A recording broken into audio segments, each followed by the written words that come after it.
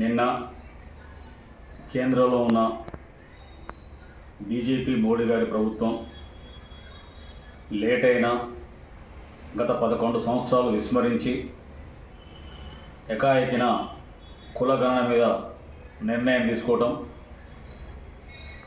Urban Congress party Mahabubabad అధ్యక్షుడిగా ఆహ్వానిస్తున్నాం. దీనికి ప్రధానంగా ఈరోజు తెలంగాణ రాష్ట్రం రేవంత్ రెడ్డి గారి నాయకత్వాన మొదటి స్థానంలో నిలబడతామని చెప్పి దీనికి ప్రేరణ ఇచ్చిన సీఎం రేవంత్ రెడ్డి గారికి ప్రత్యేక కృతజ్ఞతలు తెలియజేస్తున్నాం. కామారెడ్డిలో ఎన్నికల ముందు జరిగిన బహిరంగ సభలో బీసీ కులగణన మీద డిక్లరేషన్ చేయడం జరిగింది. రాహుల్ గాంధీ గారి నాయకత్వంలో ఆ రోజు ప్రకటన చేయడం జరిగింది.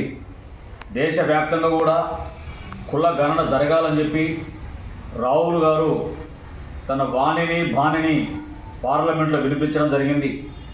అందులో భాగంగానే తెలంగాణ రాష్ట్రంలో కాంగ్రెస్ ప్రభుత్వం ఏర్పడిన తర్వాత 3 నెలల పాటు కుల గణన జరిపించి దానిపైన అసెంబ్లీలో తీర్మానం చేయడం జరిగింది. ఆ తీర్మానాన్ని పార్లమెంటు కూడా ఆమోదించే విధంగా తెలంగాణ రాష్ట్ర ప్రభుత్వం రేవంత్ రెడ్డి గారి నాయకత్వాన్ని పంపించడం జరిగింది. ఈరోజు ఈ అంశం ముందుకు రావటం, కేంద్ర ప్రభుత్వం మోడీ గారి నాయకత్వం నిర్ణయం తీసుకోవడం, బడుగు బలహీన వర్గాలు మొత్తం కూడా రాబోయే రోజుల్లో తమ రాజకీయ వాటా దామాషా పద్ధతి ప్రకారం వస్తుందని చెప్పి, ఉద్యోగ అవకాశాలు కూడా అదేవిధంగా వస్తుందని చెప్పి భావిస్తూ ఈరోజు భారతదేశంలో ఉన్న అన్ని రాష్ట్రాలు కూడా దీన్ని ఆహ్వానించి త్వరితగతిన ఈ కులగణన చేయాల్సిందిగా, ఎందుకంటే 1937లో జరిగిన కులగణన ఇప్పటి వరకు జరగకపోవడం విడ్డూరమైన కూడా కాంగ్రెస్ పార్టీ దాన్ని ఒక గట్టి కృతనిశ్చయంతో తీసుకొని దీన్ని నిర్ణయించుకొని సర్వే చేయడం జరిగింది.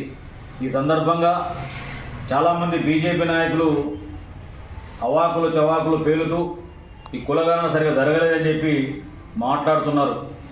కులగణన సరిగా జరిగిందా జరగలేదనేది తెలంగాణ ప్రజలు నిర్ణయిస్తారు. ఇప్పటికైనా కాంగ్రెస్ ప్రభుత్వం పైన, రేవంత్ రెడ్డి గారి పైన లేనిపోని